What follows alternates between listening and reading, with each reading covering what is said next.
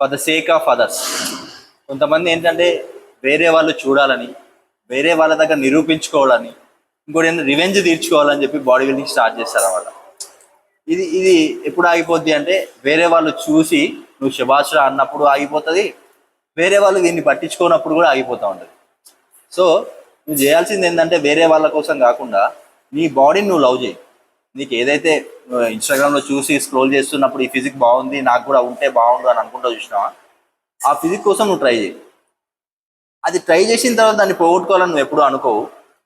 So ఇది life long continue అయింది. నీ బాడీ మీద ఉన్న లవ్ నీకు ఎప్పటికీ పోదు. సో వేరే వాళ్ళ గురించి చేయడం మానేసి నీ గురించి నువ్వు చేసుకున్నావు అనుకో, అది ఎప్పుడైనా ఎప్పటికైనా ఉంటుంది. Thank you.